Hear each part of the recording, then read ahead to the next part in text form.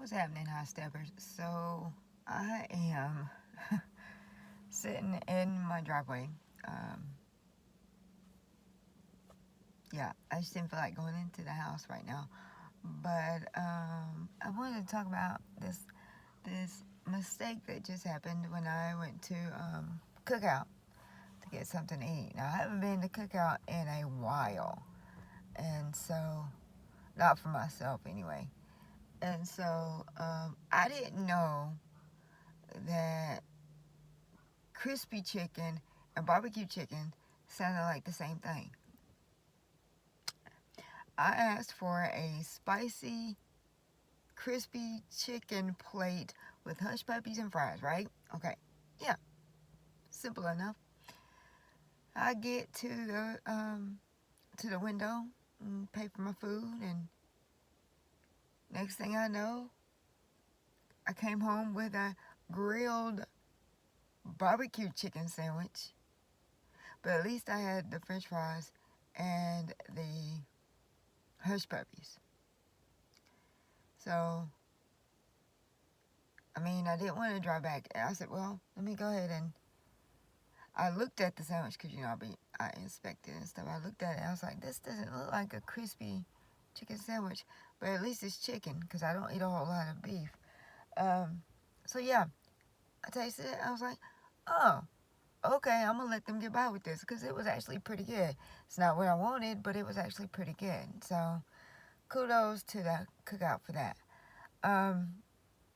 One other thing that I'm semi-grateful for, and I guess it's not necessarily a mistake, but it's a feature on my phone that I didn't have on any of my previous phones. But whenever I get calls from numbers that my phone doesn't recognize, it automatically silences them and sends them to I don't want to say an undisclosed location, but to an unknown station, and then those get deleted after a certain number of days. Same thing with any kind of text messages and stuff.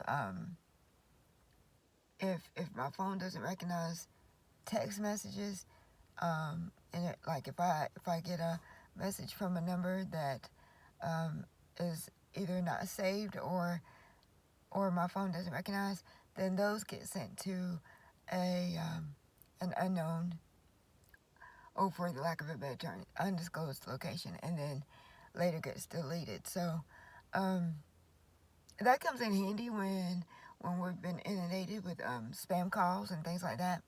And so I don't even have to worry about having to deal with numbers that I don't recognize. But what I don't like is when I get these quote unquote, I want to call them fake numbers, but I don't know if they're really fake or not because there's so many of them that do it. But I don't like it when I get the calls or the text messages from these numbers that I don't know that tend to call me by my name, and I'm like, no, those are phishing, and I'm not having it. So I automatically delete those. And then this comes in handy, like when I get calls from numbers. My phone, if they happen to seep through, my phone will automatically tag them as spam, possible spam. But then they get bold enough to try to leave a message, and I've gotten a lot of these, and probably everybody else has, so it's probably not unique to me. And by probably, I mean I know it's not. But when I get those calls that say, hey, I was in your area, and I'm looking to buy houses and your property, blah, blah, blah, first of all, you don't know me. Second of all, how come your number says California and I live in North Carolina? There was no way you were in my area. So the moral of the story is there are some mistakes that I'm grateful for, and there are some parts, some features, that's the word. There's some features to my phone that I didn't even know I had that take care of things that I don't know, right? So, anywho, that's all I got for now. High steppers, y'all know what to do. Get your knees up, because you know I can't. And as always, y'all know who he is. Jesus, he is my homie. He is my Lord and Savior. He is the reason why I can do what I do. Without him, I am nothing, and I can be nothing. And I can do nothing. Did y'all know that? Anyway, y'all take care, and I'll talk to you again in the next video. Bye, you guys.